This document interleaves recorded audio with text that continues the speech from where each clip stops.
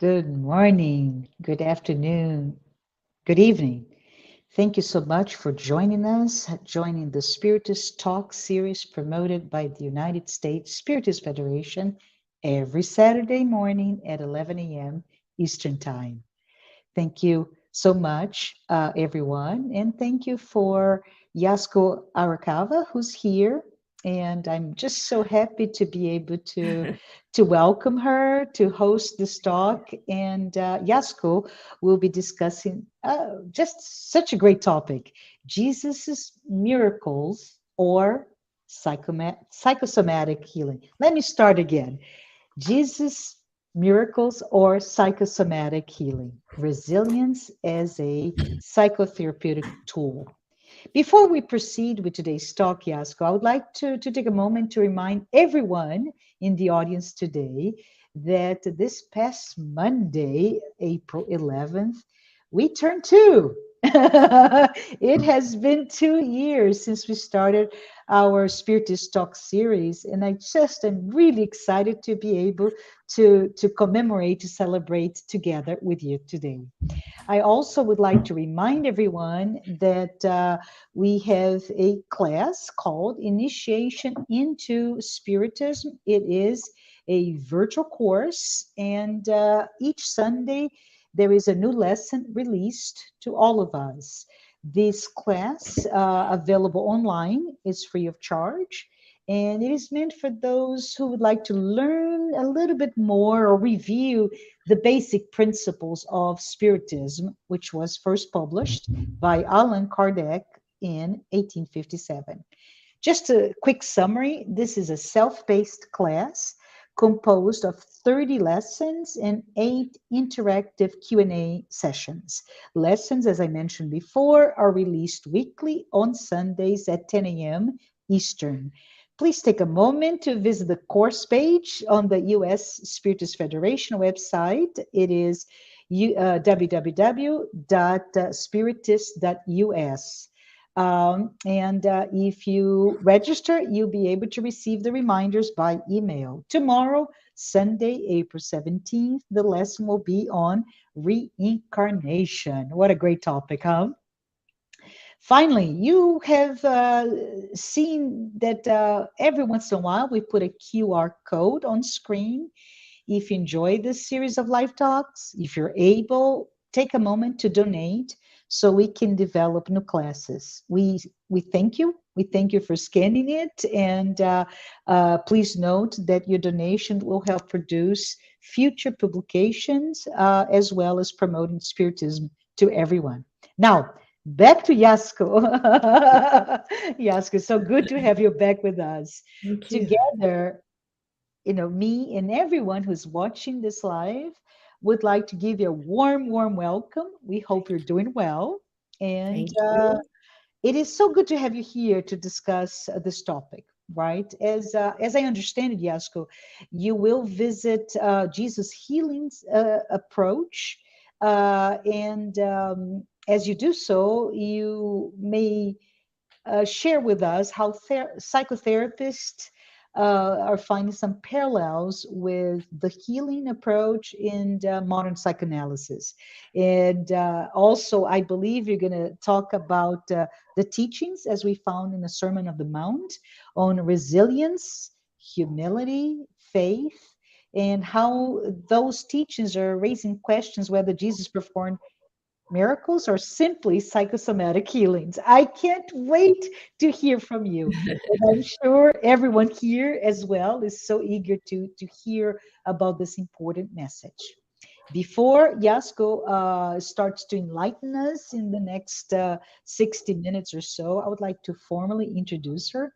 Yasco Arcava is a biomedical researcher in the field of neuropharmacology from the University of Maryland School of Medicine in Baltimore, Maryland. As a spiritist, Yasko is a member of the Spiritist Society of Baltimore, SSB, and she has been involved in many different activities there to include children and youth education, outreach program, study groups, as well as giving lectures at the center and other Spiritist centers around the area. Just a friendly reminder, everyone, please, please, please send your questions. Use the chat window. Yasco will reserve time to address your comments, your questions once she concludes her presentation. So, Yasco, please take it away. Hi, everyone. I'm so happy to be here with you again. It is a great, great honor, really, to be participant of this incredible series of Saturday's talks, sponsored by and organized by the U.S. Federation, Spirits Federation. So for that, I'm so grateful to Tanya, Josara, João, Marcia, and all the staff that are even behind the scenes, to make these lives available to all the Spirit Center, Spirits Group around the world. This is so important that we have a kind of unification in the propagation of the spirits movement, coordinated by U.S. Federation, U.S. Spirits Federation. So for that, I'm so happy, glad, thankful. Thank you very much. So today I chose this topic: is Jesus miracles or psychosomatic healings? And also talk about resilience as a tool, psychotherapeutic tool to manage our struggles. So Jesus, in the next slide, you're gonna see that the Jesus miracles were around 30 or so, and they came to the knowledge of Christians and non-Christians through the four evangelists: Matthew, Marcus, Mark, Luke, and John. Not all four actually said all the miracles. Some miracles were described, narrated by four of them, some by three or two of them, and sometimes only one of the evangelists narrate these so-called miracles. So, for instance, we can divide in three categories. Is the action, the supernatural, extraordinary actions of Jesus over what we accept at that moment as natural. So it was kind of against the natural law or the natural norms of the time. So it was seen as extraordinary, supernatural. For instance, over nature, how come Jesus transformed water in wine in the wedding of Cana? Was actually one of the first miracles that Jesus publicly performed. Then also he was able to control the storm when him and the disciples were caught up in the huge storm in the lake of Gennesaret. He calmed down the winds, calmed down the storm, the water, etc. Also, he could walk. Disciples saw him walking over the water. How come? He should sink. Also, when he was able to multiply 5 loaves of bread to distribute to 5,000 people that were at that time hungry for many days following him, and 2 fishes in many people. And also he pointed out a place in the lake that the fishermen could find a great amount of fish. Was called the great fishing. So all of these were seen as miraculous, a power, divine power, more than the nature. So the next group is over what we call resurrection over death. So also was seen as very miraculous, like when Lazarus, the brother of Mary and Martha, was dead and buried for 3 days, and he actually asked to remove the stone that served to close the tomb and demand Lazarus to walk out. And he walked out. And so they said, but he was dead for 3 days. No, he wasn't dead. He was, or the son of the widow of Nain, that during the funeral procession, Jesus found him and the mother was crying. So he said, no, he's not dead. Wake up, stand up. Or the daughter, 12 years old daughter of Jairus, that was administrator of the synagogue, that people were crying that she was already dead. And he said, no, she's just sleeping. So today we see this as a state of catatonic state that the people at that time could not identify the real death, so was considered dead, and many were buried even alive. And the miraculous resurrection was his own resurrection. Oh my God, when he appeared 3 days after his crucifixion, what we're going to celebrate today, tomorrow, wow, he was dead. We saw him at the cross, and now he comes vivid, alive, many times to many people in steps. But the healings, the control of the miracles that, if you see the next series, his power over the illness and the action of some demons was really attract a big, large crowd, because at that time of Jesus, because of the ignorance about the causes of this illness, and also because of the very poor sanitary conditions, many of these illnesses mostly were leprosy, blindness, or the woman that was suffering with organic bleeding for 12 years, or the paralytic one that was, he was cured, or some possessed by the demon, by the low-level spirits, like the woman that was curved.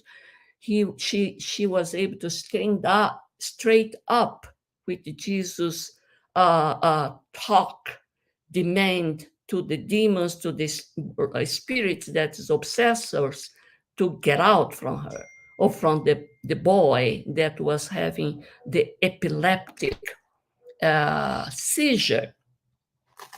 So all this were considered completely miraculous, miraculous acts of Jesus. So they said, well, Jesus, oh God, oh, he's God, performed these against the law actions. That was not against the nature, against the what we call norms. So must be something divine, or when they want to crucify him, they decide to classify these actions as from the devil, from the evil. Also, that they at that time believed that the evil power also could make those out of natural actions. But then, of course, we ask, it really was miraculous, miracle healing, or was a psychosomatic cure? Today, we know that the mind the sentiments, the emotional struggles can make something crazy to our physical body. So we ask, how the society treated people, low-class people, and especially women of that time having health conditions. Were they understanding people?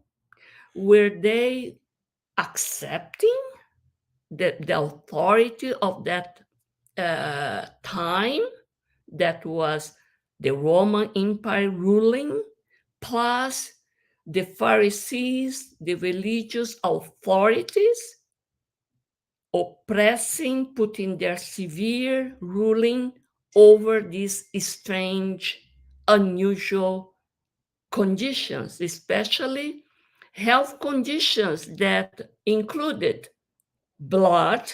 Blood was very much something that they didn't want. It was considered dirty.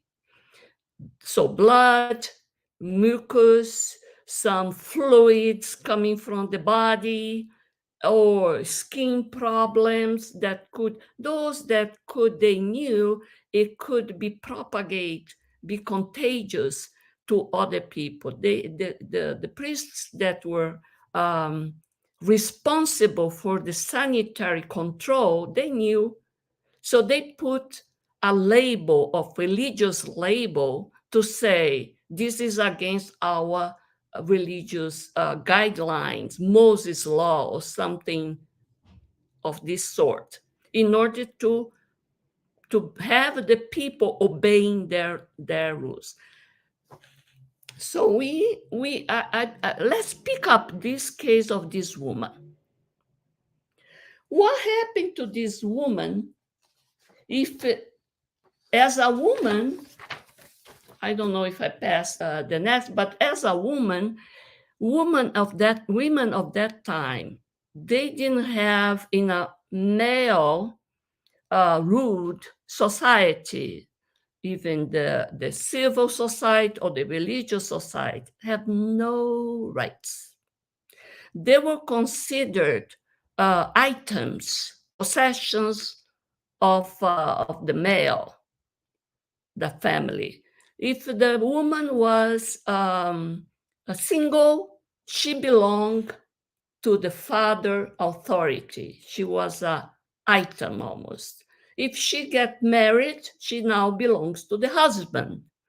If the husband dies, now someone has to take responsibility. A male figure has to take responsibility.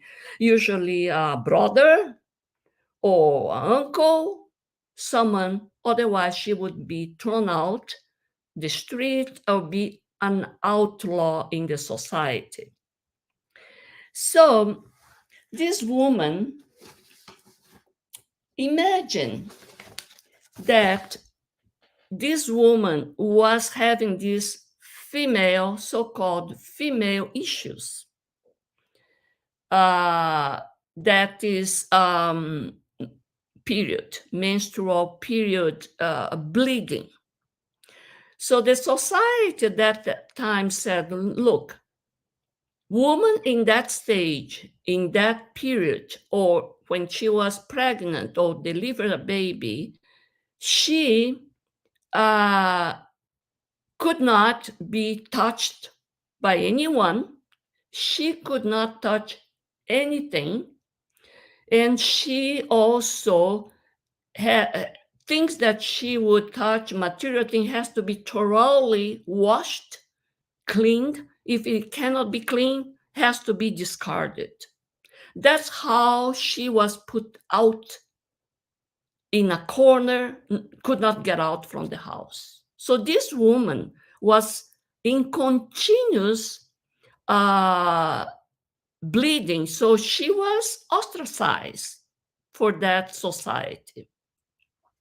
And also, so she said, well, so when she heard that Jesus was passing by that area. It doesn't need to be that she was just living in that street, in that road. No, she had probably had to come to that place, made an effort.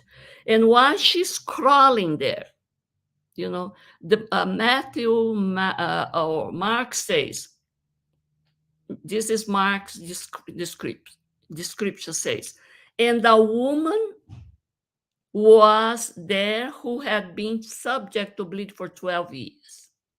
She had suffered a great deal under the care of many doctors, not that she didn't try to be cured, to be treated. So she tried all doctors and had spent all she had, money, possession, yet instead of getting better, she grew worse.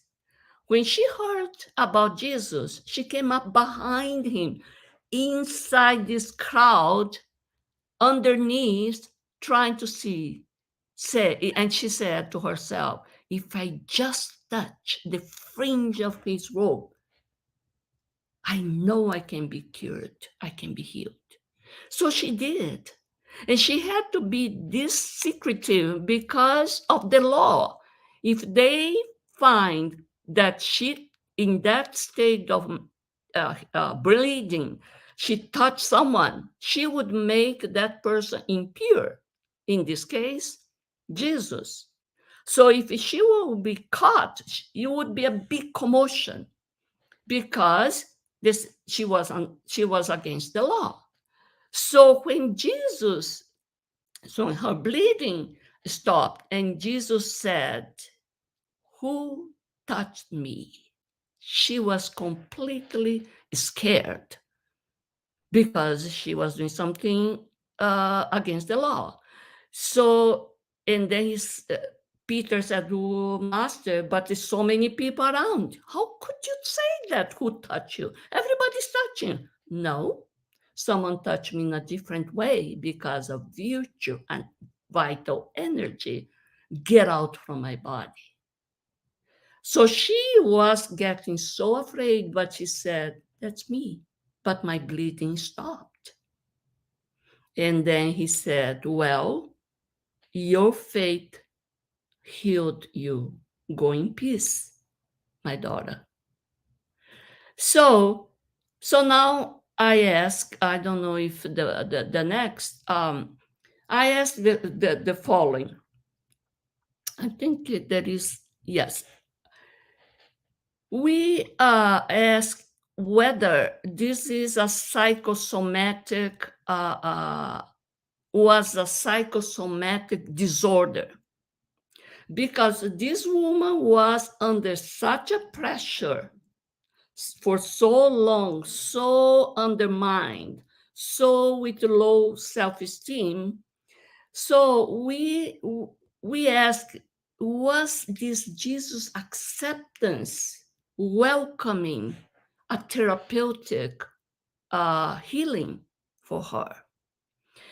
So at that time, from that time and even to this century, all these women issue, physical, mental, psychological, was classified in what they call hysteria.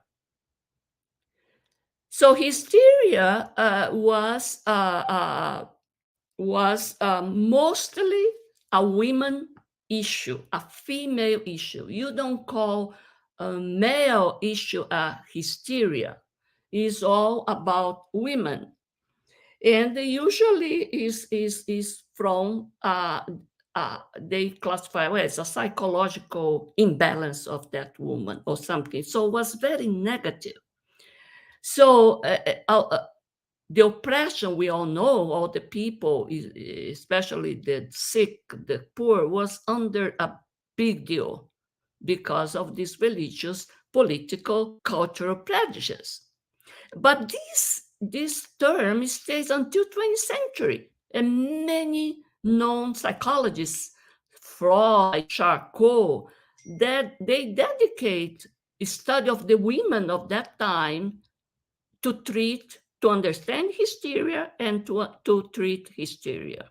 They always thought, like especially Freud, everything was somewhat related, especially for female patient, related to suppressed sex desire.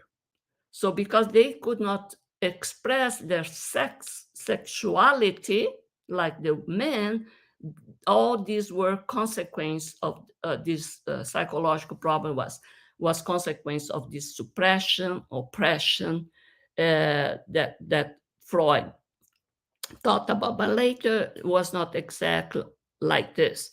Only in 1968 hysteria was abolished from the medical manual and terms because it was considered pejorative, was considered prejudiced, and fallacious. Was not correct to say attribute every psychological female problem to their uterine pathology. So there is this a very big diagnostic category, diagnosing the statistical manual of mental disorders that categorize all these mental and psychological problems. And what this paper said that what could be very parallel what hysteria was, according to now to this manual, was what is called conversion disorder. Is one of the somatoforms, so somatoform, psychosomatoform disorder, and is now diagnosable as a mental illness. And look at that, can cause limbs paralysis, blindness, chronic pain, amnesia, dementia, hallucinations. Look, all these physical problems, Jesus healed in his time. So look at that. Now, 20th century, this conversion disorder, it can also identify all this illness of Jesus' time. And they say, medicine of 20th century, after thorough laboratory, neurological, radiological tests, no clear organic or physical cause found. You see, even today it's not found. It's more commonly triggered by the body's reaction to psychological trauma and stressful events. All these psychological traumas, stressful events, those people, the normal class, not the high priest, they were subject to this oppression, to this stressful situation because of the religious and political ruling of that time. But importantly, physical injury, infection, migraine, panic attacks might also trigger this conversion disorder. So it can be the other way around. Isn't it so interesting that the modern medicine is now reaching out to explain this psychosomatic? We say psychosomatic because the psychic state can reflect in the physical, which is the somatic part. Somatic component is the physical part, right? So, so now I ask, we ask, well, so we have this scenario. Jesus, the modern science, medicine is kind of, how to say, accepting, explaining in more or scientific means. But what is Spiritism? How Spiritism explains Jesus' miracles? So this is 1800 after Jesus, right? So let's see. In this book, Genesis, Miracles, Predictions, according to Spiritism, Part 2, 3 chapters, talk about miracles. Miracles.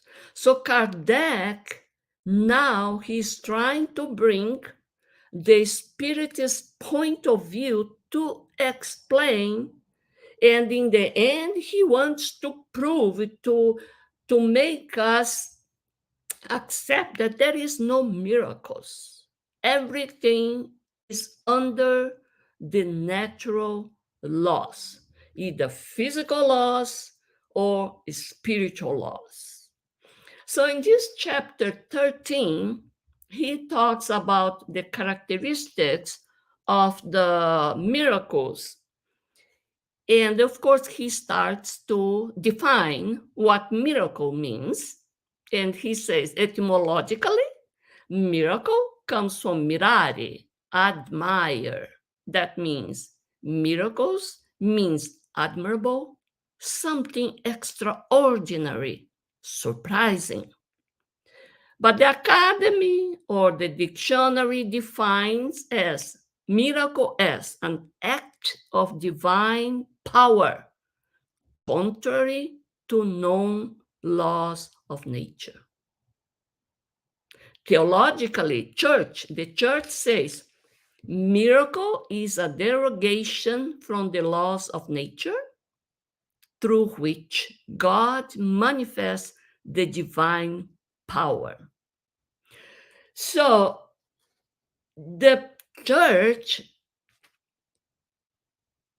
up to today, wants to and demands to miracle being still accept as a divine law, all those events. And if I decide, no, I have an explanation, or like Galileo said, I have an explanation for that event, for that phenomenon. It's not a miracle. It can be explained by law, can be reproduced. I can put in mathematical forms, I can put in observations, statistics, etc. No, the church will say, you are committing heresy. This is a divine phenomenon. It cannot be explained by nature. It's not natural.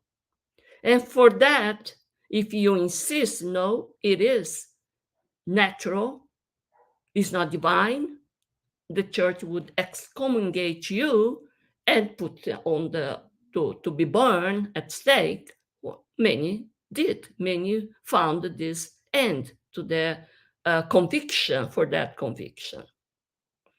And more, this up to today, to be canonized as saints in the Catholic Church, first has to be Catholic. Second, one of the other one be a very good person, but it has to have performed miracles, some kind of phenomenon, healing, whatever, that could not be explained by natural law.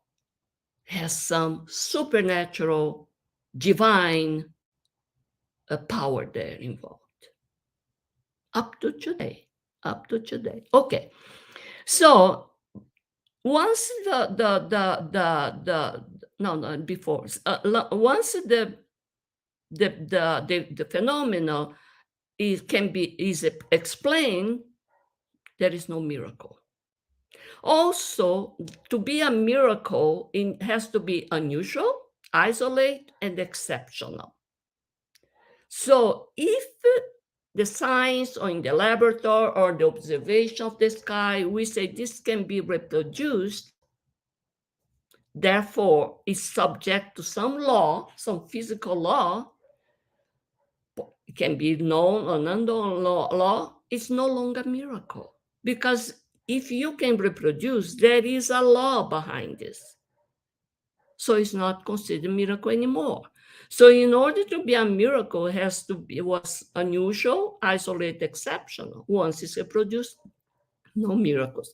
So the science, with the development of science, the things that happen in the material realm, because the scientists, they, fortunate, unfortunate, they don't deal with other than the material realm. And all the tools, technology is directed to unveil, to study, to analyze things, material phenomena. So, and also using our five senses, only our five senses. So we develop technology to enhance, to amplify my capability to see, either very tiny ones, microscopic, or macroscopic with the telescope or the lenses. So, but still is with my eyes, or the olfactory, the smell, if I can enhance capability to sense the presence of few molecules, etc. So once they started to put under the law, because of the experimentation, of the observation of the cosmos, for instance, it's no longer a miracle. It's no longer a miracle. So the amount of miracles related to material realm start to shrink.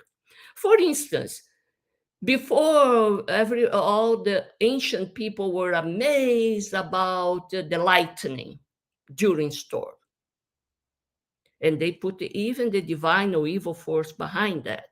They worship those. Today we know how it happens during the lightning, during the storm. We know that the storm is also beneficial. It can clean the air, can have a ozone type of cleansing because of the high power energy, or the aerodynamics of the aerodynamics law that can put heavier than the air objects up in the air. There is a law behind, and they use that in order to improve more and more heavier objects and put them on the air. Or, for instance, some cures also. We already know, we're gonna see later, that let me see more example here. So what else? The aerodynamics. This train of levitation. If you do a little bit before, the levitation. Everything, when the first time the tables started to be lifted, and they didn't know what energy was lifting these tables during the cadet time, the levitation. Today we understand. We can put above the track, all those heavy trains. This system called maglev or something like that. That the train levitate a little bit above the track, so the friction is nothing.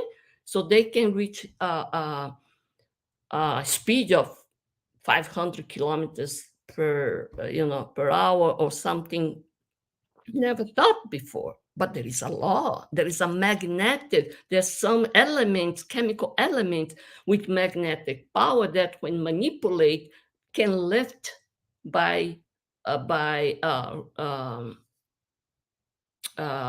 to say, repulse, and not touch the trail. So all these things shrink all these miracles in the spiritual world. But in the spiritual phenomena, the science did not tackle so much. It was not in their radar. And because they're not in their radar, they are They don't want to, and they decide that doesn't exist. Or, like Kardec says, is that not only that they don't want to study, to analyze, but by not accepting, they kind of get blind.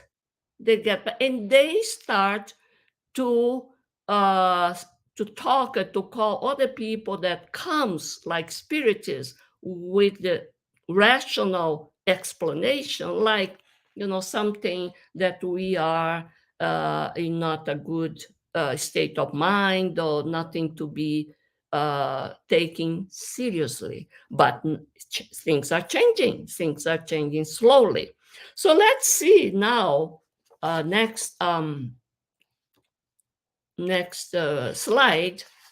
Um, why there is a item in this chapter that say spiritism does not perform miracles, because the spiritists are the ones that now knows and deal most thoroughly and routinely about the spiritual phenomenon through the mediumship.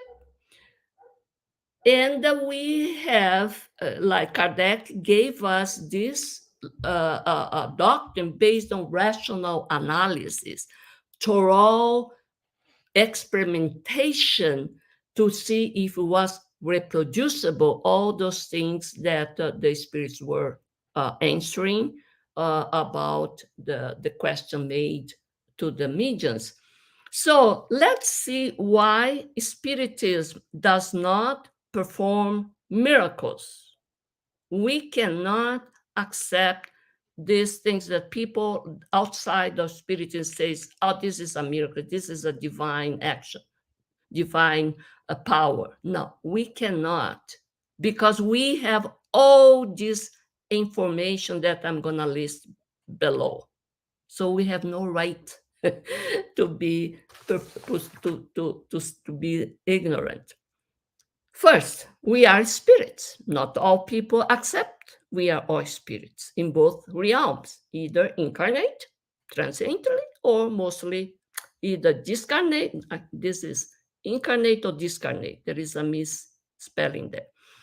So we are spirits. First of all, we accept that. We are immortal spirits in constant evolution towards angelitude, from the very ignorant stage to the pure angelical state. Reincarnating, we accept reincarnation multiple times in various conditions: sex, place, planets, systems outside of Earth, etc. So prejudice among the spiritists, it will low down. I cannot say, wow, I'm against, oh, wow, you woman. No, I was a woman before. Oh, I was a man before. I was also born in Africa. I was also born in Asia. Prejudice, why? Third, we have a perispirit, a spiritual body in both states, as a discarnate or incarnate, in various density, refinement, subtlety, according to my stage of purity.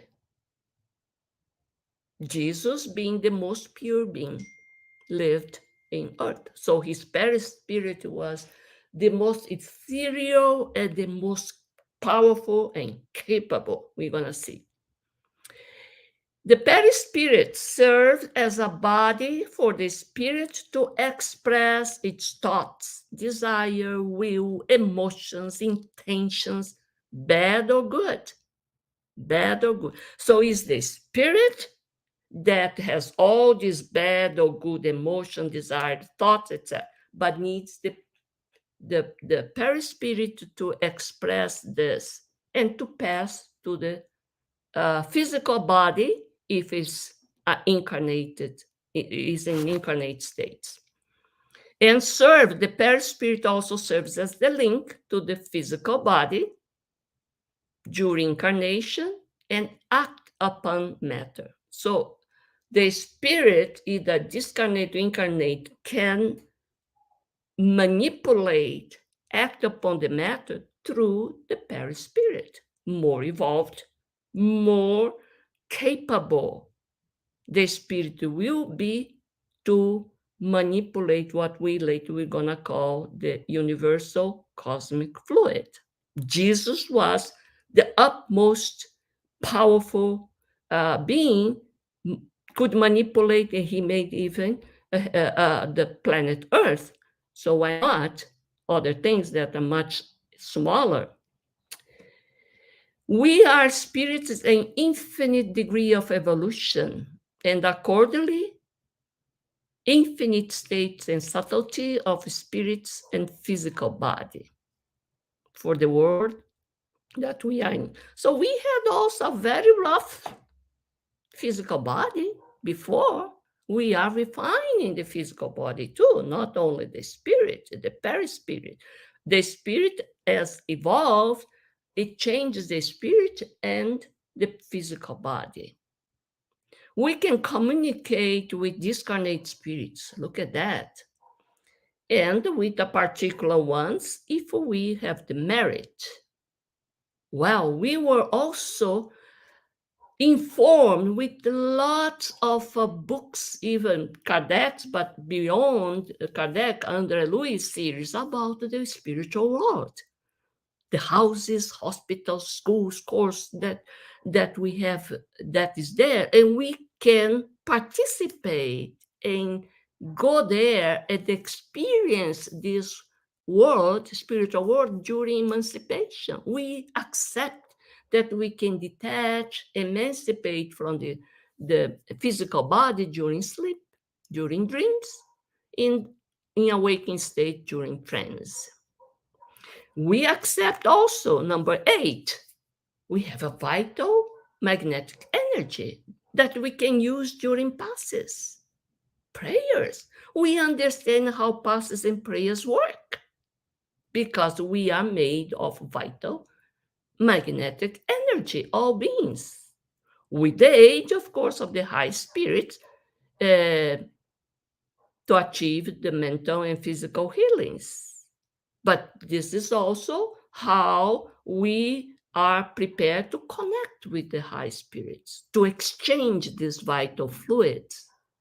9, we understand about second sight that was considered miraculous, bicorpority.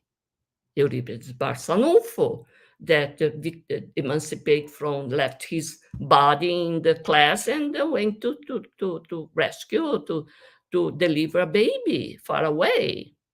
Saint Anthony of Padua also, and for that he was canonized. That he was in Italy, then he went to Portugal to save his father in a trial.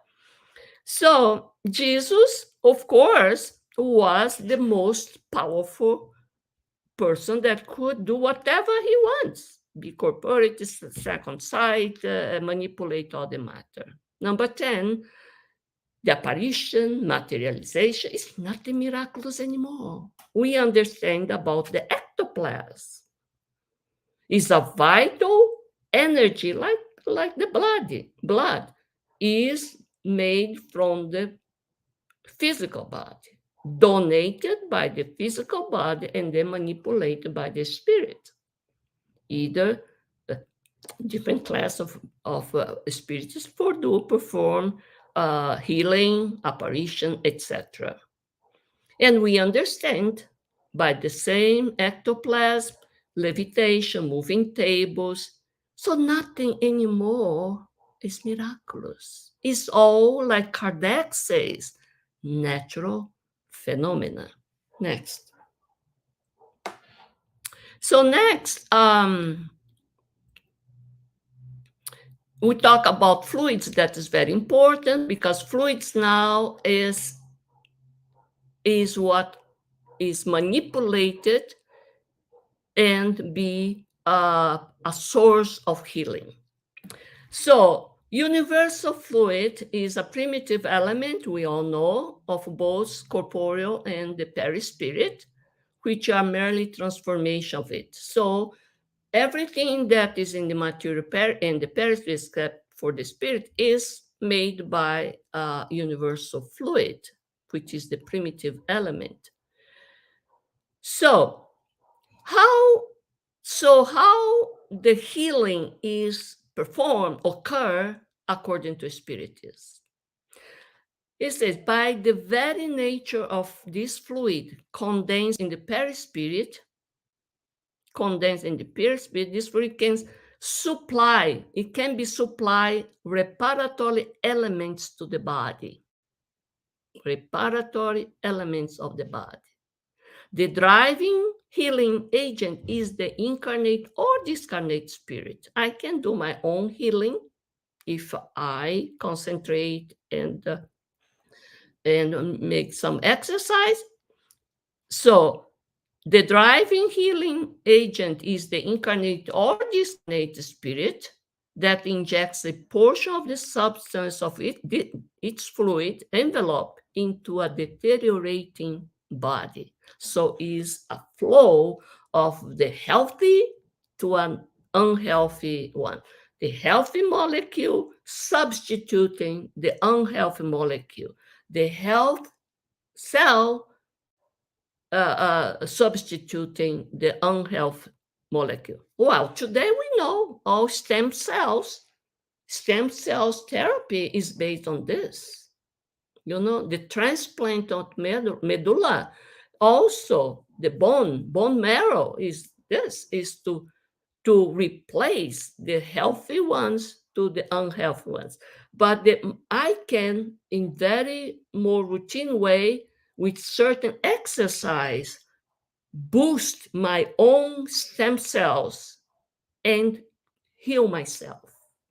Today, still we have to implant, to inject some embryonic stem cells, which is not well accepted. But anyway, we can learn to boost those stem cells and heal with my own cell, replacing the unhealthy by the healthy one. The curative power is thus the direct result of the purity of the substance injected. So it's not all good. It can be more or less because of my state of mind or the healer mind, this healer power. Jesus had the most pure, powerful substance. It also depends on the energy of the will. So who is doing the things? If the one that is distracted, we call weak healer or very strong healer. And also depends on the intention of who wants to be healed. If the person stays sitting there but doesn't care, it's not going to be healed. Like Jesus said, your faith healed you. Go and no sin anymore. So it depends on my moral transformation after that healing session. The fluids that emanate from impure source are like adulterated medicinal substance. The same way we have not good medical drugs, also those source of energy, the energy also can be, poor quality. So finally, it depends on patient's desire to be healed.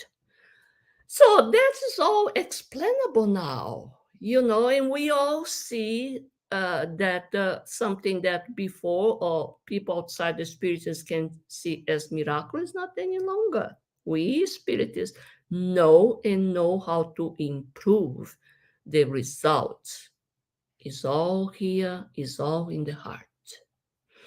Okay, so next, so in this chapter 14, there's many things that Kardec also goes through many all those miracles. But one thing that caught my attention was to consider he talks a lot about the superiority of Jesus' nature. We have to accept we're going to reach his state, but Jesus was special. So he says that superiority of Jesus was not linked to his body, but to his spirit, to his perispirit that was quintessential, very pure. So that's why he was able to heal thoroughly. Oh, and also foreseeing that with the second side, he could warn or something that something else would gonna happen in future. So they say the quality of the we said already, the quality of the fluids endowed him with immense magnetic powers, second by his incessant desire to do good. So we have to reach to Jesus' state. Next I see. Now let's see what medicine, just for curiosity, what the mainstream medicine is today. We know a lot of chemicals, neurochemicals. Oh, we have these happy chemicals, serotonin, dopamine, oxytocin, endorphin, all good ones, make us happy, diminish our pain. Oxytocin is the nurturing, loving, when we are in the loving state and happy, content with ourselves. Oxytocin is high. When I am in a state of compassion, oxytocin is high. That's how that woman of 12 years of bleeding, she got a cure because she got all these good chemicals. And we know oxytocin in the uterus makes a contraction because it's is a chemical that is present during delivery to contract the uterus, then to expel the fetus. So, of course, by contracting the uterus, the bleeding stopped. So we can even explain by physical means, more also by psychological state that improved so much that she was healed. But also we have a bad, to the right, bad stressful neurochemical, depends on our state of mind, cortisol, adrenaline, that it is triggered by fatigue, chronic uteric fatigue, chronic stress. It's a very bad one that we have to get rid of it. We know a lot about mental illness, the neurochemical background of these mental illnesses, how to treat. That's how we have so many drugs for treating anxiety, depression, schizophrenia, etc., etc. But there is something important, placebo effect. This is known for a long time, that if we believe we are taking a powerful medicine, even taking a sugar pill, we can be cured. 30% or more of the cases showed placebo effect. The patient was not receiving the drug that she or he believed was received. It was just a sugar pill. So what is behind the placebo effect? Was this mental state that changed the trust that now is healing my physical illness, psychosomatic illness. And also a very important development is what is called epigenetics. We're not any longer subject to the genetic slavery. Oh, I'm born, my father, my grandfather, my grandparents had this, so I'm gonna have. Not necessary, because depends on my state. Here is psychological state, social interaction, food, the quality of diet, exercise, microbiome quality, all this behavior, contentment, this is change the environment around the cells, and that defect, defect not, but tendency, genetic tendency is not expressed, because now geneticists know not all what is in the DNA is expressed. It depends on these factors. There is a potential probability, but not a necessary condition. So lifestyle medicine is getting to be very important in the future. It's starting slowly today. Okay, so you see that we are walking slowly. The mainstream is slowly about. It's still pretty much treating the effect, not the cause. The cause, which can be in the spirit, in the perispirit. No, they don't want to see this whole being. It's still difficult for them to accept. Medical school is having slowly, is teaching alternative medicine, complementary medicine, lifestyle medicine. But they are far, far, far from treating the spiritual part, background of all beings, because they don't accept what we accept, what Spiritism says, right? Once they accept, they're gonna, this research we're gonna boost, and all the spiritual phenomena that they consider miracle, it's not miracle anymore. It's not. It's like what is happening to electricity, etc. So I decided to talk about resilience as a psychotherapeutic tool, because what I noticed that many of these Jesus teachings, especially in the Sermon of the Mountains, talk about a lot about humility, but it's not that humility that you stay passive there. Resignation that you have passive there is waiting for. No, resilience. What resilience means is the capability to be able to bounce back. So you oppress, but I'm able to stand up. It's like this bamboo trunk that, the wind comes, it goes with the wind, but it comes after the storm pass, it comes back to the straight position. It doesn't break. So it's the capability to bounce back when we have been bent and stretched out of shape. And so many times we have been. When the storms of life, trials, challenges comes at work or in a relationship, instead of wallowing and letting things keep us down, we get back up and continue on with our lives, productive.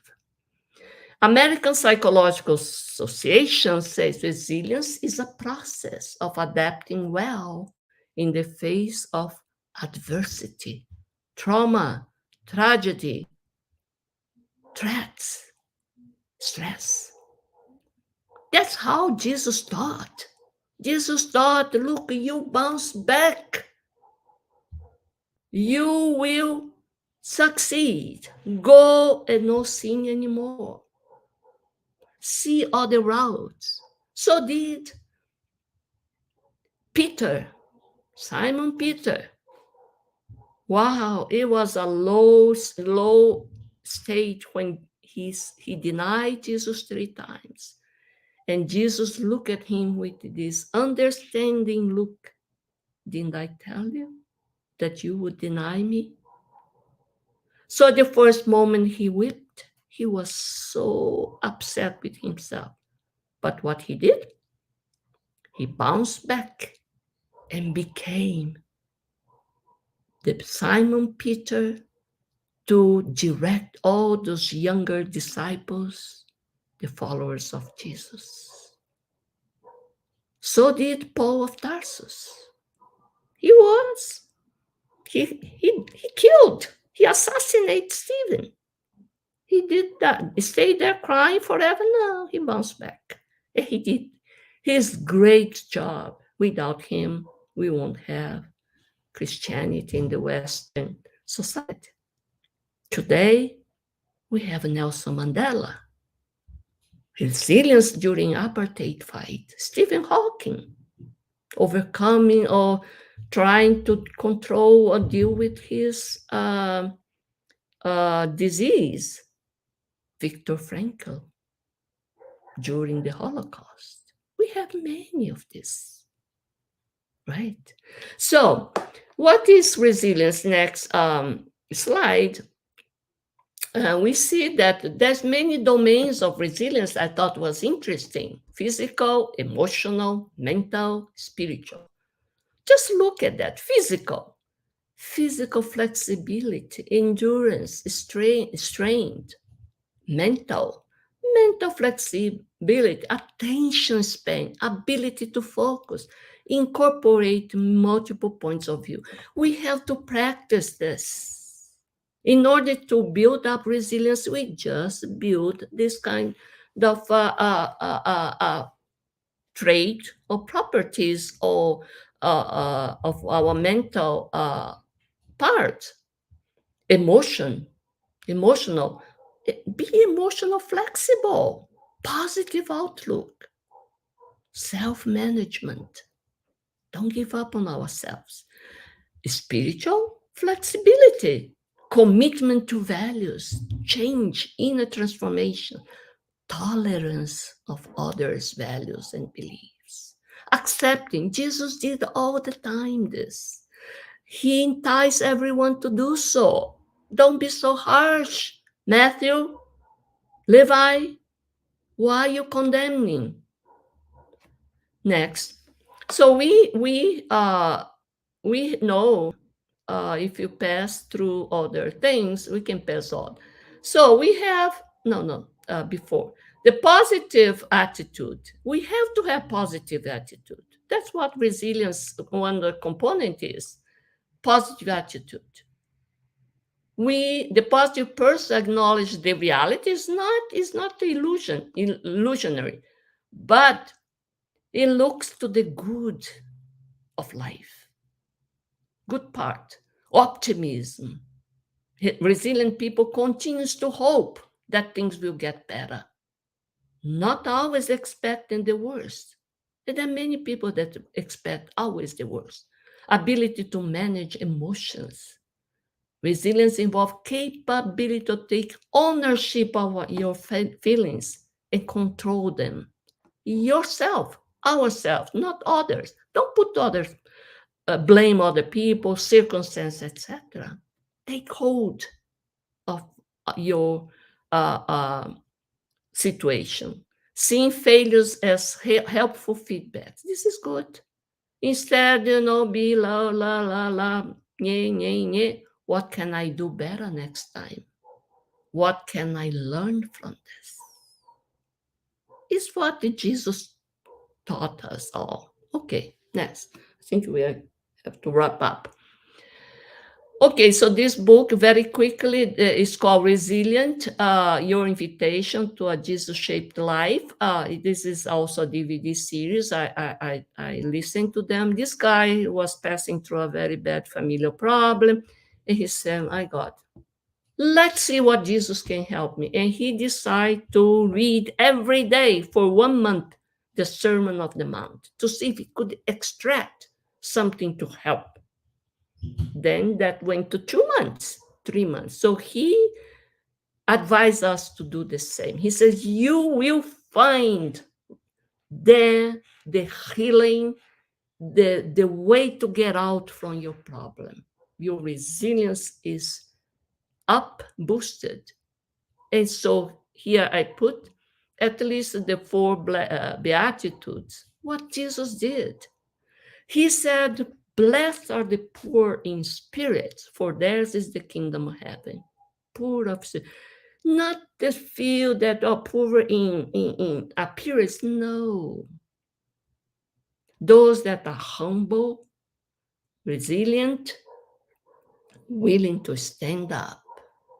Those that mourn, they have sensibility because of mourning, but I will be comforted. The meek, not the one that is very proud, I'm the best. No, the meek will inherit the earth. In the planet of regeneration is not place for those that are very obnoxious, petulant. No, not anymore. For the meek, those that hunger for, thirsty for righteousness, justice. We are the ones that are gonna be blessed because we see the injustice that hurts us, and we want to change that. First in ourselves, change our view of judging people, not to be so harsh, right? So that's what I wanted. I don't know if I have more. I don't think so. Do we next? You can pass it just to show that the before, just to show that today's therapy is reaching. We can discuss during the questioning that the modern therapy is getting to Jesus methodology slowly, saying that, well, what he taught 2,000 years ago, we finding out is the way to treat our patients. Thank you. Thank you. Thank you, Yasco. I think this is such a rich information, right? We could go on and on for Sorry, it was a hours. little long. No, it's okay. No need to be sorry. I think we have a few minutes of questions just before we close today. So let me see if we can have anyone. So Violet, hi Violet. Thank you. Thank you for putting the question below. Yasko, how can we acquire the state of mind of the woman with faith? Yes, it takes time. We first start. We don't believe that. I may not deserve it. We start first to jeopardize, sabotage ourselves.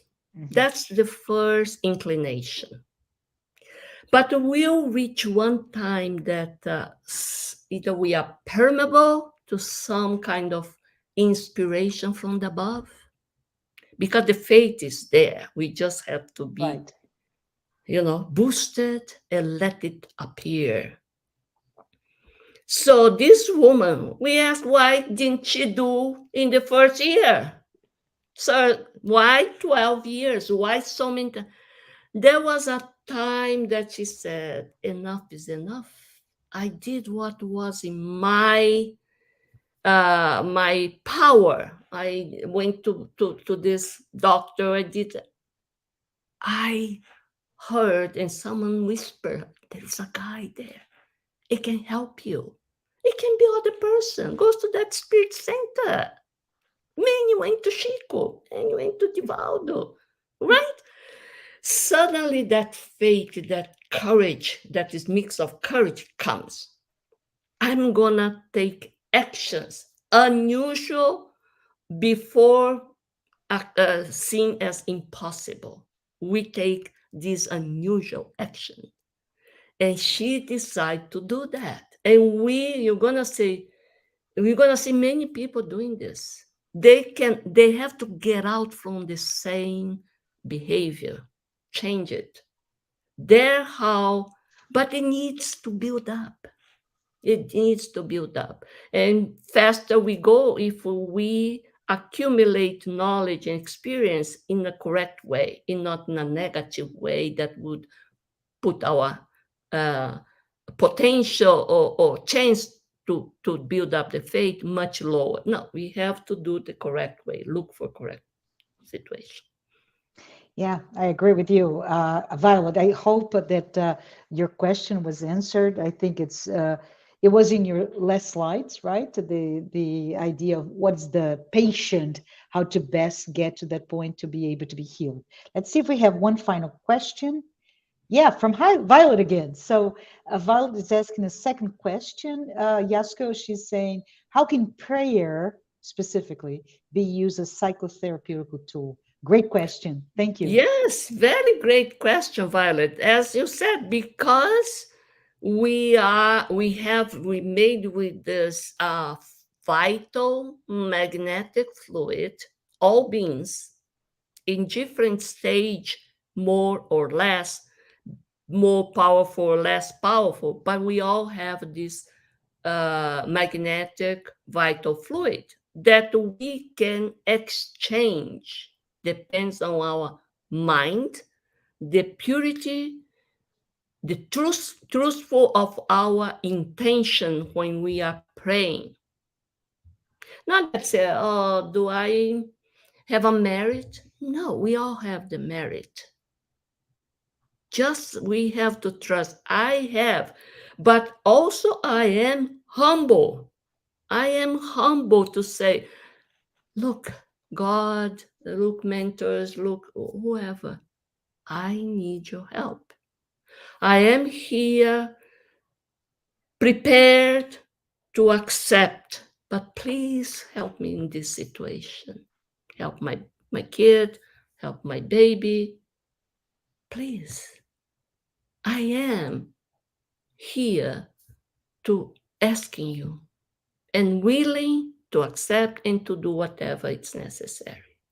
It's this willingness to change that I think makes our prayer a psychotherapeutic tool, because many of our conditions at least is worsened by our psychological state and mental. Otherwise, the Reiki or the passes or the all the alternative medicine won't have an effect. But we know we have effect, you Yes, know, truly, and truly do. explanation how we boost our vital fluid. Yes, thank you, Yasko. So we have some comments here, and that's thanks for sharing this interesting study of how physical problems routinely healed by Jesus can now be identified as those triggered by one's reaction to psychological trauma. So I myself could say, Yasko, very, very good connections that you brought to us today, right? And I hope everyone who's on the live talk today can also see that, right, that the things are all somatized by our own psychological trauma. Therefore healing is part of the psychotherapeutical therapeutical tool. I can't speak today, sorry. I was so amazed when I read Yeah. about this conversion Hmm. disorder, how powerful is our mind, our trauma, psychological Yes. trauma, to cause a really severe physical impairment, Yes. limitation, paralysis. Well, we know this. Suddenly, well, the person had this, lost someone, and now she can or he cannot walk anymore. We hear about this. Suddenly the person starts go downhill, and they eventually die. you know and kids that has this another brother be born, and suddenly doesn't want to walk anymore because he sees that the attention is going to the baby. Yes. And I would Wow. say, Yasko, the other component of it is I'm thinking as I hear your words and the words from this comment is that we, especially now, after 2+ years of a pandemic, right, we're all very vulnerable to some psychological trauma. So, on one hand, we are vulnerable, and it's good to recognize that. On the other Mhm. hand, it's important to recognize that faith, right? Faith Exactly. and understanding our connections with the divine can heal us. It And is it once is within us, right? yeah, once you accept and wants to bounce back, Mhm. we try to boost our faith, but also in an active way, trying to find different alternatives. Mhm. That is what is be resilient. That's what made the difference between Simon Peter that bounced back and became the head versus Judas. Yes.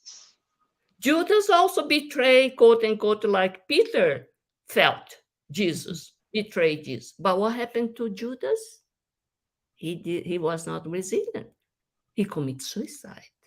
There is very, very good Increasing. here. Just really important for us, Look at right? that. It So, was the same situation. yes, And he yes. worsened his state as a Wow. spirit. Look at that. Oh, Absolutely. isn't it? Yeah. Yes.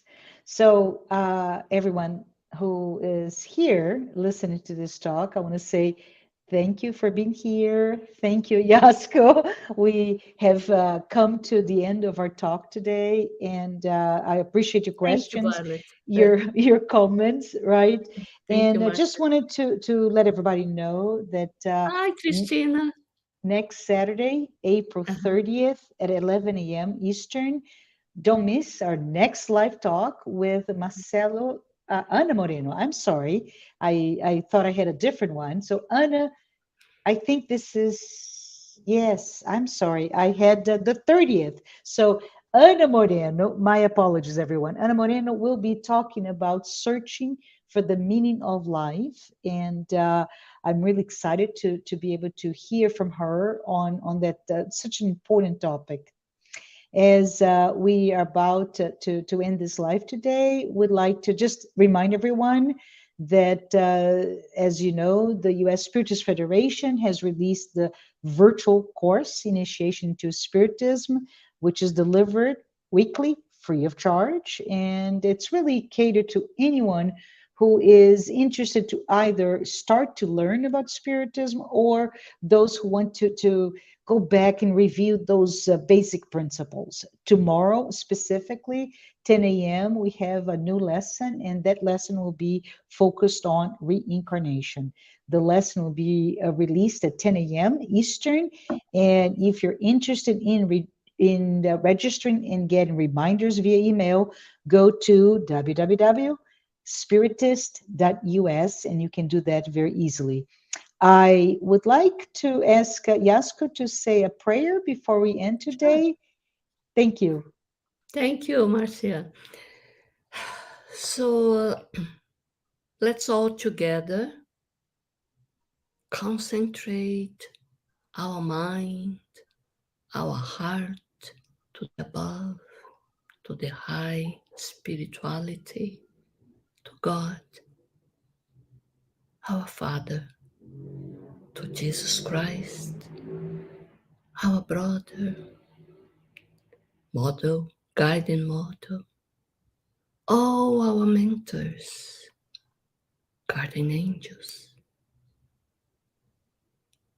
to first be so grateful to all of them, especially to God, that out of His mercy allowed us so many opportunities in different incarnations to redo what we did badly before, to develop or amplify our virtues, still so weak: patience, tolerance, vanity, pride, selfishness. Please, God, please, mentor, help us to be more vigilant in our relationship with others, with our family members, neighbors, and to ourselves, to be more kind to ourselves, not to be so harsh. Please help us to get the best direction, especially in moments, the crossroad, to take the best decision, for us to be aware of your presence in all times. We also ask you to help and protect this planet, especially in places where we have all these conflicts among brothers, the disease, the bad sanitary conditions, like in Africa, for us to be aware, to put our heart, our mind to work for them. For all the ones that have the authority over people, to be kind, to be compassionate, to be generous. Thank you so much for this incarnation, the experience we have with the Spiritism, learning the primitive, the original teachings of Jesus, and also to put in more rational way. Thank you so much for all the opportunities given to us. Thank you, and so be it. Thank you. Thank you, everyone. Have a wonderful weekend. Have a blessed Easter Sunday tomorrow.